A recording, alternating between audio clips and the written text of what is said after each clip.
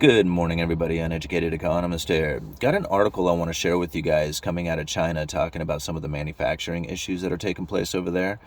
And I thought it was pretty interesting. It has a lot to do, I feel, with like the bullwhip effect, where manufacturers, distributors, retailers don't quite see the demand properly. Like they see kind of distortions inside of the markets and feel that there may be a overwhelming demand or an under demand for a particular product, but they're not quite recognizing why it is that these products are moving in the fashion that they are. Now, I related it down to plumbing fittings and how these plumbing fittings had come up in short supply. And a customer comes in who needs this particular fitting so that they can complete their job, realizes that they're out of stock, can't find them anywhere. The moment that they come in, he buys up all of them. Why? Because he doesn't ever want to come up short again. If he needed this one part to finish the job to get paid, and that's all he needed, and he can't find it, next time they come into stock, he's going to have a supply of them.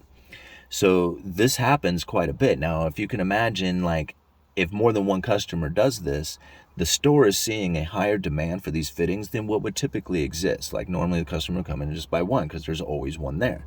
But if they don't find them for a while and they come into stock and they buy them all, and other customers do this is kind of like a panic buying. It creates a demand for a product that normally wouldn't be that high. Well, the distributors don't see that. They just keep seeing these orders coming in for these fittings. And so they're telling the manufacturers, hey, we got a high demand for these fittings right now. You better ramp up production. So they ramp up production, not realizing that it's really not like the big demand that they were expecting, but more of just people buying up a supply of them just to make sure that if it does come up in shortage again, that they won't be short themselves. But really, they only wanted one or only needed one, and that's where the demand was at. But yet, all of them left the shelf. So I kind of have a feeling that this sort of thing is happening. As the shortages are going through the economy, people are putting in orders and then extra orders to make sure that they don't come up short again.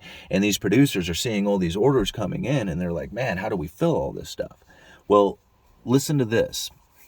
Orders are good, but every factory has a serious and worsening shortage of cash flow. Shipments are being delayed and payments are being deferred. So these producers over in China, they're like, man, look at all these orders coming in. So they produce all this stuff, they put it in the containers, and the containers don't go anywhere. They just sit there. But the orders keep coming in because those shipments aren't going out. So as long as the inventory is sitting there and not on the shelves, the orders keep coming in. And these producers are like, well, we can't really produce anymore because if we produce anymore, we're going to run out of cash. And if we run out of cash, we're bankrupt. So what do? We have to start curtailing development until those shipments can go out. You see what's happening here? So it goes on like this. There are a lot of orders, but I don't dare accept them. So he says here, now we have an inventory of 80 containers waiting for shipment.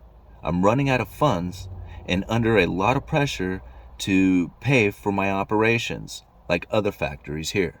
So this is happening throughout the entire, well, probably not the entire, but throughout a good section, of the manufacturing portion of the Chinese economy.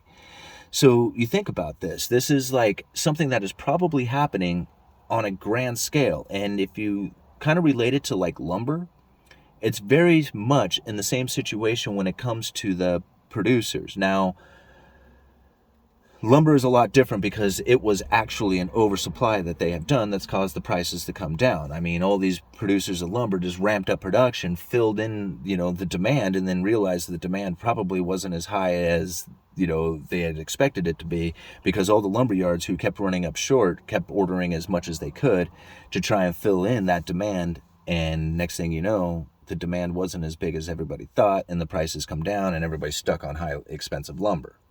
So this is something that is taking place. Like I said, it's going throughout the entire economy. And I just found this article to be very,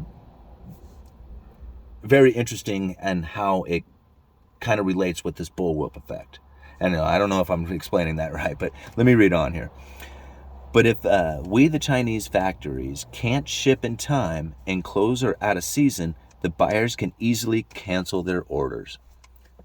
Bang, right there. All of a sudden, you realize that all this inventory that has not made it in gets canceled, but it's on its way. where they're like, man, I don't want that stuff anymore. Like, you know, there was a big demand for it. They changed their minds, whatever is happening, but it's on its way. It's coming. Now what? Right? Does the prices start to drop so that they can clear out their inventory? What if these guys, I mean, what if they got 80 containers? What if, like, you know, even a small percentage of them starts to cancel? They need more cash flow in order to produce more, but these guys are canceling their orders.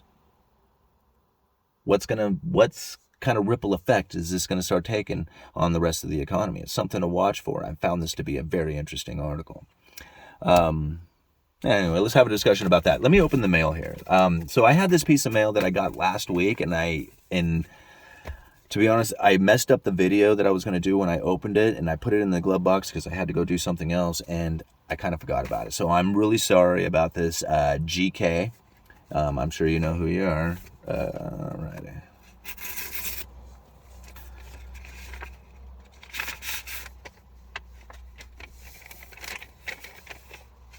Oh, wow.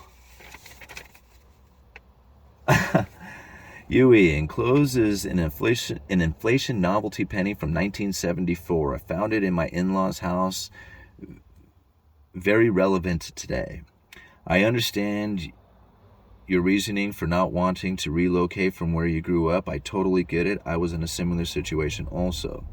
There are, however, places in the U.S. where you can buy a house with outbuildings and acreage for well under $250,000. The Upper Peninsula of Michigan is one such place. It's also a lumber region, and finding a job in your field would be easy. Just a thought. Wish you and your family all the best. Thanks for the videos, GK. Man, that is so right on. And I appreciate, you know, a lot of you know that I'm like in need of finding a place to live. And Astoria is probably one of the hardest places. I don't know, maybe it's harder in other places, but for me, growing up in this town, having lived here my entire life, having the networking connections that I do, I found it absolutely incredible that I could not find a house to rent. I mean, and still I'm working on some right now, but to think like it's gone this long, because I have until like a little like this third week of October is when the 90 days on my place is up. And yeah, I mean, anyway, let me show you guys this picture here, or show you the penny. Very fun. Look how tiny that little thing is. That is an excellent piece for the collection, man. I really appreciate it. Nixon penny, and getting smaller and smaller and smaller. You guys are awesome. Links are down in the description. Uneducated Economist. You guys let me know.